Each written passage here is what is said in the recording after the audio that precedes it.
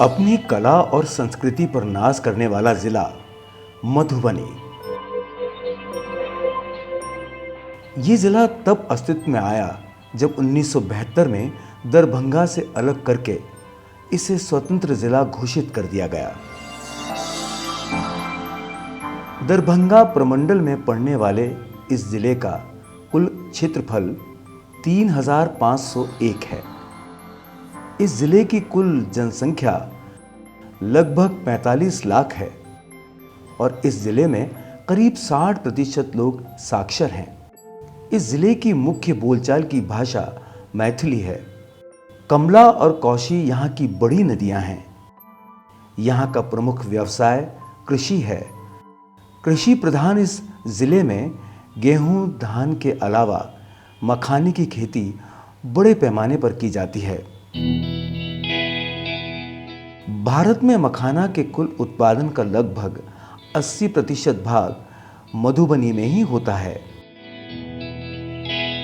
प्राचीन काल में यह क्षेत्र वनों से घिरा हुआ था। तब यहाँ के वनों में मधु अधिक पाए जाते थे। संभवतः इसी वजह से इस जिले का नाम मधुबनी पड़ गया।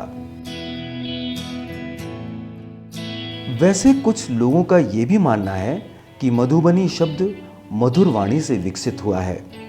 वैदिक स्रोतों के मुताबिक आर्यों की विदेह शाखा ने अग्नि के संरक्षण में सरस्वती तट से पूर्व गंडक की ओर कूच किया और इस क्षेत्र में विदेह राज्य की स्थापना की। रामायण काल में यह क्षेत्र मिथिला के राजा सिरध्वज जनक द्वारा शासित प्रदेश का अंग था।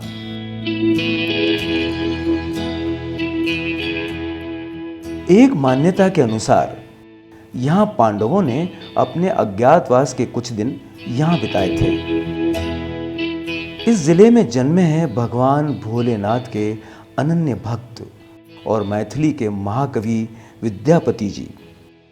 यहाँ का उग्रनाथ स्थान इस बात के लिए जाना जाता है कि यहाँ भगवान शंकर उगना नौकर के रूप में विद्यापति जी की चाकरी किया करते थे।